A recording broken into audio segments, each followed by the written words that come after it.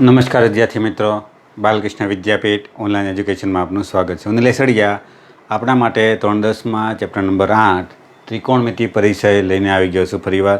તો આજે આપણે ત્રિકોણમિતિ પરિચયનો બેઝિક કોન્સેપ્ટ સમજીએ, એનો ઉદ્ભવ છો કઈ રીતે આવ્યો અને તેનો પરિચય મેળવી લઈએ. હવે ધ્યાન આપો, ત્રિકોણમિતિ સમજો તમને બહુ જ ઉપયોગી ચેપ્ટર છે. એમાં ખાસ કરીને જો તમે 11-12 સાયન્સ રાખવાના હો, સાયન્સ, તો એમાં મહત્ત્વનો ટૉપિક 11-12 સાયન્સ એ ગ્રુપ રાખો તો ગણિતમાં તેનો ઉપયોગ છે જ, પરંતુ ફિઝિક્સમાં આનો મેક્સિમમ ઉપયોગ આવે છે. એટલે એ આપણે અહીંયા તમે એનો કોન્સેપ્ટ બરાબર મગજમાં બેસજો. હવે જો ઘણીવાર જે આગળમાં ધોરણ 10માં જે અભ્યાસ કરી ગયા વિદ્યાર્થી મિત્રો, એને ત્રિકોણમિતિ પરિચય બહુ અઘરું ચેપ્ટર લાગે છે, પણ હકીકતમાં અઘરું છે નહીં. એનો કોન્સેપ્ટ અને રિવિઝન વારંવાર કરી રાખો તો એકદમ સહેલું ચેપ્ટર, બધા કરતાં સહેલું ચેપ્ટર છે. માત્ર એક સમજવાની જરૂર છે, કારણ કે આમાં એટલી બધી લાંબી ગણતરી નથી થતી, માત્ર સાદરૂપના દાખલા આવે છે. સૂત્ર યાદ રાખો અને કિંમત મૂકો અને જવાબ.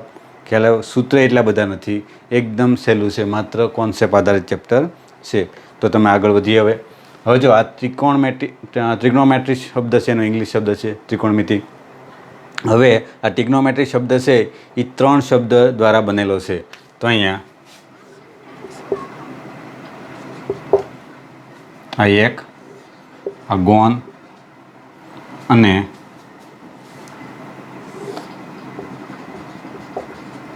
મેટ્રોન, આ 3 શબ્દ, આ 3 ગ્રીક શબ્દ છે. 3 ગ્રીક શબ્દના જોડાણથી આ ટ્રિગ્નોમેટ્રી શબ્દ બન્યો છે. હવે ટ્રાય એટલે અહીંયા 3 ધ્યાન આપો. ગોન એટલે ખૂણા અને અહીંયા મેટ્રોન એટલે માપ. 3 ખૂણાઓનું માપ એવાનો અર્થ થાય છે. 3 ખૂણાઓનું માપ. ખ્યાલ આવ્યો? હવે જો આ ટ્રાય 3, ગોન એટલે ખૂણા અને ગોન એટલે બાજુ. ગોન એટલે બાજુ. ખ્યાલ આવ્યો? ધ્યાન આપો ફરીવાર. ચલો, તો અહીંયા 3 ખૂણા અને ગોન એટલે ખૂણાની પણ બાજુ થાય. 3 બાજુઓનું માપ. 3 બાજુઓનું માપ એવું. આ ટ્રાય, ગોન અને મેટ્રોન એ છે ગ્રીક શબ્દ છે. હવે જો પ્રાચીન સમયમાં ત્રિકોણમિતિનો ઉપયોગ ક્યાં થયો હતો? તો કે ઇજિપ્ત અને બેબીલોનમાં આનો ઉપયોગ થયો હતો. સૌપ્રથમ એનો ઉપયોગ પૃથ્વી અને તારાઓ વચ્ચેનું અંતર માપવા અથવા તો ગ્રહો વચ્ચેનું અંતર માપવાનો ઉપયોગ કરતા પ્રાચીન સમયમાં. ખ્યાલ આવ્યો? હવે વર્તમાન સમયમાં આનો ઉપયોગ શું છે? તો વર્તમાન સમયમાં જહાજોનું દિશા નક્કી કરવા માટે, ખૂણા દ્વારા નક્કી કરવા માટે, તેમજ સંગીતના સૂરોનું વિશ્લેષણ કરવા માટે આનો ઉપયોગ છે. ખ્યાલ આવ્યો? તેમજ જમીનની મોજણી, માપણી કરવા માટે આનો ઉપયોગ છે. તે જ રીતે અલગ અલગ આનો ઉપયોગ છે. તો આનો અલગ અલગ જગ્યાએ આપણે આનો ઉપયોગ છે. તો હવે આપણે આને વિગતવાર સમજીએ. ચલો, તો આગળ વધીએ. હવે જો અહીંયા આનો આપણે વ્યવહારિક આનો ઉપયોગ જરૂર ક્યાં પડે એ આપણે જોઈએ. જો વ્યવહારમાં આપણે આ ટાઈપના અમુક ઉદાહરણ હોય. જો આ એક ટાવર છે. હવે ટાવર છે, તમારે એને માપ્યા વગર જ ખબર કે આ ટાવરની ઊંચાઈ કેટલી છે એ તમારે જોવું હોય તો ત્યાં તમે અહીંયા છો, તો અહીંથી તે ટાવર સુધીનું અંતર તમને ખબર છે. ટાવર સુધીનું અંતર ખબર છે. અને આપણે કાટકોણ ત્રિકોણની કલ્પના કરો, કારણ કે અહીંયા કાટકોણ જમીન ઉપર ઊભો છે ટાવર. તો હવે તમે અહીં ઊભો અને અહીંયા આ ખૂણાનું માપ તમને ખબર હોય તો તમને ટાવરની ઊંચાઈ મળી જાય. ખ્યાલ આવ્યો? એનો આપણે ઉપયોગ કરીશું. ત્યારબાદ અહીં બહુ મળે એક મકાન છે. હવે જો અહીંયા મંદિર છે, આ મંદિરની સીડી પર કોઈ વ્યક્તિ છે, એ અહીંથી આમ જોવે છે, અહીંથી આ જોવે છે. હવે એને અથવા તો આ મકાનની ઊંચાઈ તમને ખબર છે, મકાનની ઊંચાઈ ખબર છે અને આ વ્યક્તિ બેઠી છે. તો તમારે આ મકાન અને અહીંયા જે આ છે નદી, તો નદીની તમને પહોળાઈ ખબર પડી જાય. નદીની પહોળાઈ ખબર પડી જાય. ખ્યાલ આવ્યો? કોના મદદથી? ત્રિકોણમિતિની મદદથી. ખ્યાલ આવ્યો? ત્યારબાદ અહીંયા એક દિવાલ છે અને આ નિસરણી છે. હવે જો અહીંયા પણ આ કાટકોણ ત્રિકોણની કલ્પના કરો, અહીંયા પણ આ કાટકોણ ત્રિકોણ જ થાય એની કલ્પના કરો. તો અહીંયા કાટકોણ ત્રિકોણની મદદથી આપણે આ નિસરણની લંબાઈ અથવા તો દિવાલની ઊંચાઈ એ આપણે માપી શકીએ. ખ્યાલ આવ્યો? તો વ્યવહારિક જીવનમાં પણ આપણે ત્રિકોણમિતિનો બહુ જ ઉપયોગ છે. ખ્યાલ આવ્યો? અથવા હવે આગળ પણ થોડી ઘણો બીજો પણ ઉપયોગ કહી દઉં કે ભૂકંપ વિજ્ઞાનમાં પણ આનો ઉપયોગ થાય છે અને ઇલેક્ટ્રિક સર્કિટની ડિઝાઇન કરવા પણ આનો ઉપયોગ થાય છે. ઇલેક્ટ્રિક સર્કિટની ડિઝાઇનમાં પણ આનો અને અણુની સ્થિતિ પણ જાણવા આનો ઉપયોગ થાય છે. ખ્યાલ આવ્યો કે ભાઈ પહેલાં અણુ હતો તો એ ખૂણો કેટલાનો હતો, ત્યારબાદ અણુ થોડુંક ખસી ગયું તો કેટલાનો ખૂણો બન્યો, એમ ખૂણાના મદદથી ઘણો બધો ઉપયોગ છે આપણા વાસ્તવિક જીવનમાં. તો આપણે આનો આપણે આગળ અભ્યાસ કરીએ તો આની જરૂર પડી કે ભાઈ અહીંયા ડાયરેક્ટ આપણે માપા વગર કેમ ખબર પડે કે આ આમ બહુમાળી મકાનની ઊંચાઈ એટલી છે. અહીંયા ખબર કેમ પડે કે આ ટાવર એટલો છે, કારણ કે દરેક વખતે કાંઈ ટાવર માપવા ના જ હોય. અહીંયા નિશાણી કેટલીની લંબાઈ બનાવવી જોઈએ, નિશાણી આપણે બનાવવી હોય તો કેટલા લંબાઈ બનાવવી તો એ પણ આના પરથી ખબર પડી જાય. ખ્યાલ આવ્યો? આમ આ રીતે ખબર પડી જાય. ચલો તો આગળ વધીએ. તો હવે આપણે ત્રિકોણમિતિ ગુણોત્તર વિશે ચર્ચા કરીએ. ત્રિકોણમિતિ ગુણોત્તરમાં શું હોય તો જો ધ્યાન આપો, મારી પાસે આ કોઈ એક ત્રિકોણ છે, આ કાટકોણ ત્રિકોણ. કેવો છે? કાટકોણ ત્રિકોણ. એ બી અને સી આ કોઈ કાટકોણ ત્રિકોણ છે. તો અહીંયા એ અને સી કેવા થશે? લઘુકોણ. હવે લઘુકોણ ખૂણાની બાજુઓના ગુણોત્તરને આધારે આપણે શું કરીએ? ત્રિકોણમિતિ ગુણોત્તર મેળવીશું. ખ્યાલ આવ્યો? ત્રિકોણમિતિ ગુણોત્તર લઘુકોણની સાપેક્ષ તેની બાજુઓના માપના ગુણોત્તરની મદદથી આપણે ત્રિકોણમિતિ ગુણોત્તર મેળવીશું. ખ્યાલ આવ્યો? હવે અહીં આપણે થોડુંક સમજી લઈએ કે ધ્યાન આપો. હું પહેલાં ખૂણા એની વાત કરી લઉં. ખૂણો એ, તો આ ખૂણા એની સામેની બાજુ, હવે સામેની બાજુ પાસેની બાજુની તમે ધોરણ 9માં ભણી ગયા છો ભૂમિતિમાં. ચલો, ખૂણા એની સામેની બાજુ કઈ થાય તો કે આ થાય બીસી. ખૂણા એની સામેની બાજુ કઈ થાય? બીસી. તે જ રીતે ખૂણા એની પાસેની બાજુ તો કઈ થાય તો કે એ બી. હવે જો અહીંયા પાછું તમે ખૂણો સી લો તો પાછું બધું બદલાઈ જાય. કઈ રીતે? હવે આ તો તમને ખબર છે, આ કોણ છે? કર્ણ. એ યાદ રાખજો. કાટકોણની સામેની બાજુ હંમેશા કેવી હોય? કર્ણ. અથવા તો મોટી બાજુ એ કેવી હોય? કર્ણ. પણ કાટકોણ ત્રિકોણ હોય તો કર્ણ થાય.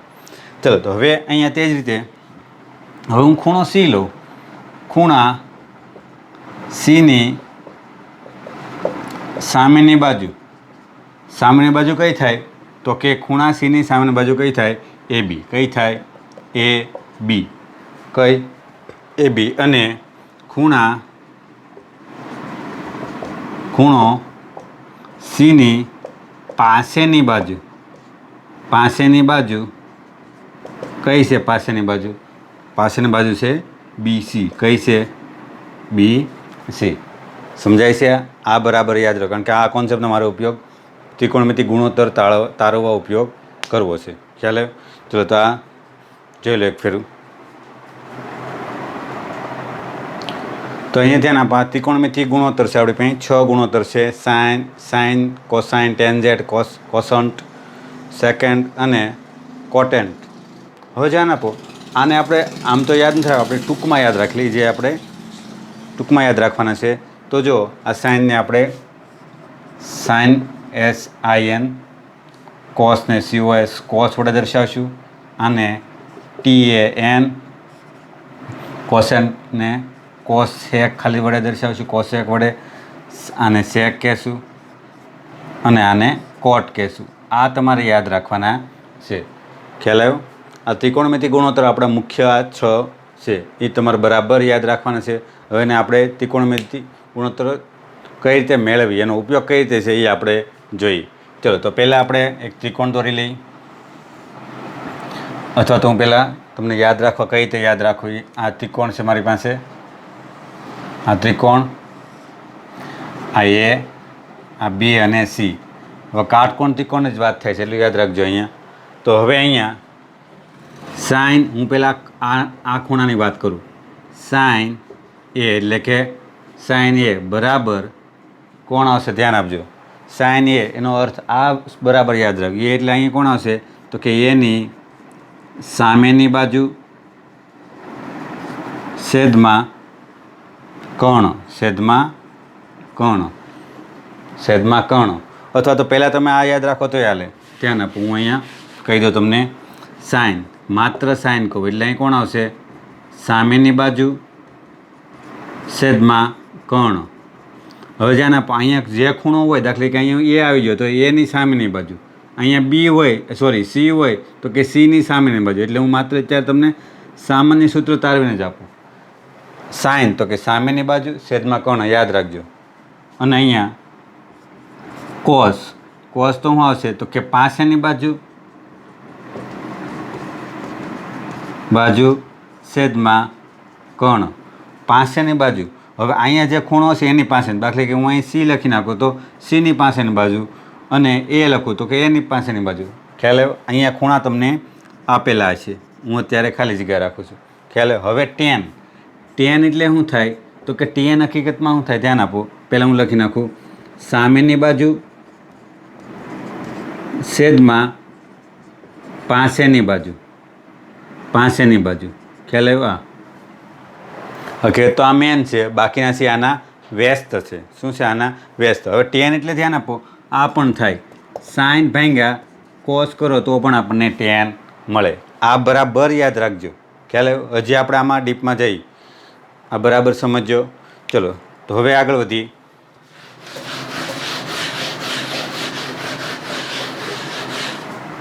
ચલો, તો હવે અહીંયા સાઇન, હવે કોણ બાકી રહ્યું આપણું? તો કે હવે કોસેક, કોસેક.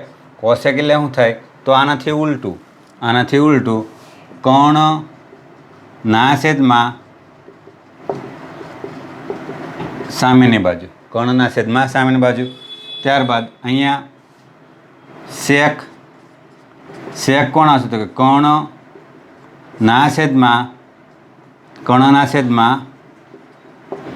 પાસેની બાજુ, કર્ણના છેદમાં પાસેની બાજુ. અને કોટ, કોટ તો કે આનું ઉલટું. ધ્યાન આપો તો કોણ આવશે? પાસેની બાજુ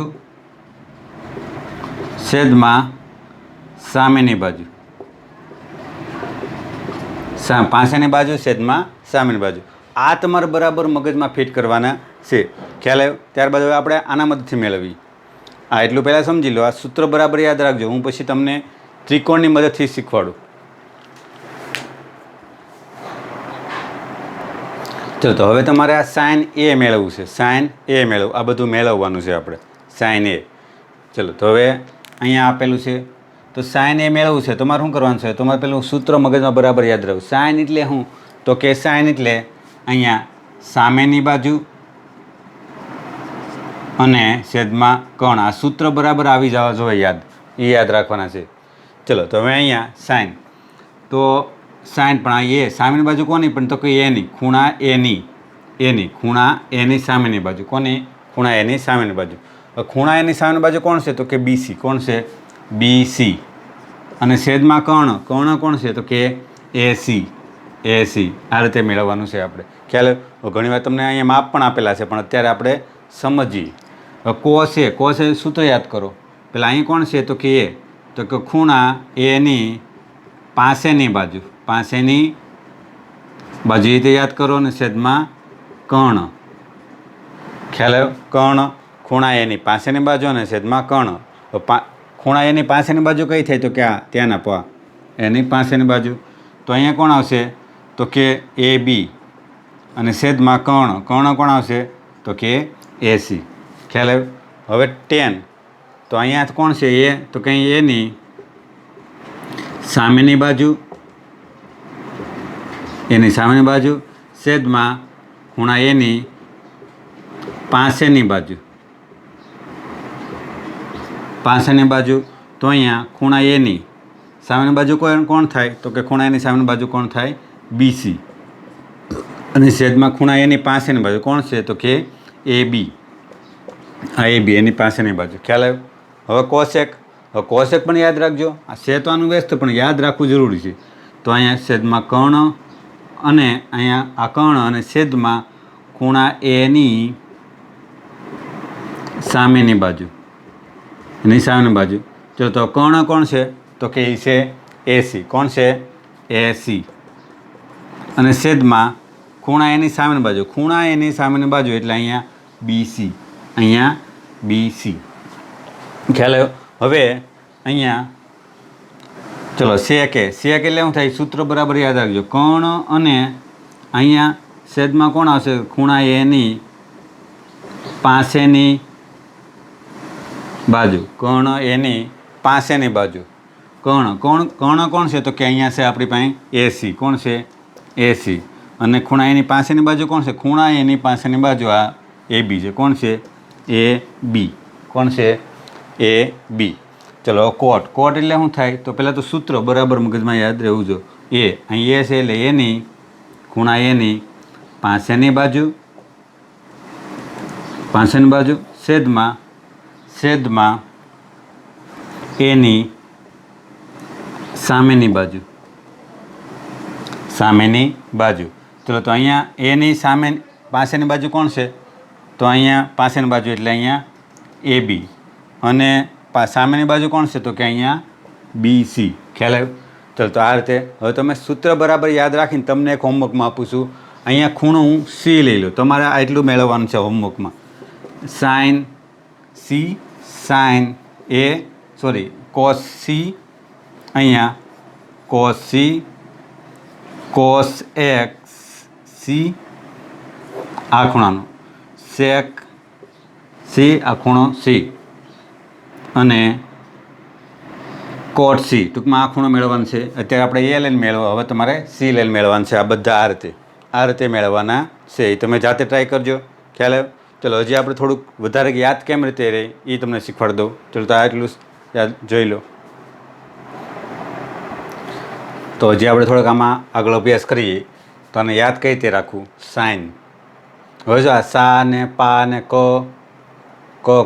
એ સમજાવી દો. સા એટલે સામેની બાજુ, પણ કોની? તો કે થીટાની. થીટાની સામેની બાજુ. આ થીટા એટલે ખૂણો. એ તમને બરાબર સમજેલ. થીટા ખ્યાલ આવે? ખૂણો. હવે જો આ પા એટલે પાસેની બાજુ કોની? તો કે ખૂણાની. અથવા તો અહીં એ રાખો. ચલો એની સામેની બાજુ આપણે એ રાખો તો વધારે સારું. ખ્યાલ આવ્યો? અથવા થીટા રાખો તો હોય ચાલે.